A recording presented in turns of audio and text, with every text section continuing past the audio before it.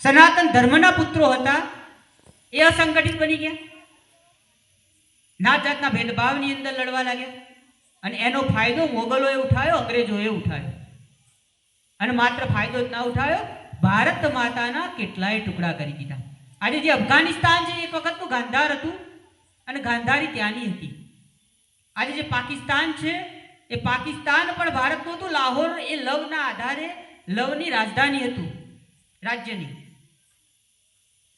ઢાકા આપણું હતું, મ્યાનમાર આપણું હતું, નેપાળ આપણું હતું, ભૂતાન આપણું હતું. એના સિવાય પણ આજે વિશ્વની ઘણી બધી સંસ્કૃતિની અંદર સનાતન ધર્મના અવશેષો મળવા લાગ્યા. એટલે વિશ્વની અંદર જો કોઈ પ્રાચીનતમ ધર્મ હતો તો ભારત ભૂમિ હતી, સનાતન ધર્મ હતો.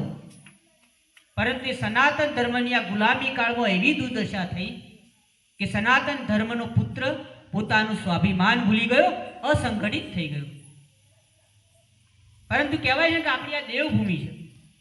જ્યારે જ્યારે આ ભૂમિની, આ સંસ્કૃતિને જ્યારે જ્યારે રક્ષણની જરૂર પડી, ભગવાને પણ કહ્યું છે ગીતાની અંદર કે જ્યારે જ્યારે ધર્મની હાનિ થશે અને મારી જરૂર પડશે ત્યારે હું અને મારા દેવદૂત કાર્યની અંદર એક શરૂઆત કરી.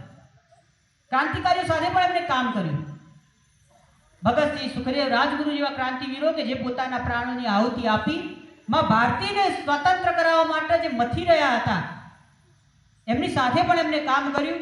અને અહિંસાના માર્ગે, આંદોલનના માર્ગે મહાત્મા ગાંધીની સાથે પણ એમણે કામ કર્યું. પણ એ કામ કરતા કરતા કરતા ડોક્ટર સાહેબ, ડોક્ટર કેશવ બલિરામ હેડગેવાર કે જેને રાષ્ટ્રીય સ્વયંસેવક સંઘની જેમણે સ્થાપના કરી, એમના મનની અંદર એક જ પ્રશ્ન હતો કે ભારત દેશ ફરીથી આઝાદ તો થઈ જશે, પરંતુ જે હજારો વર્ષોની ગુલામીના કારણે ભારત દેશની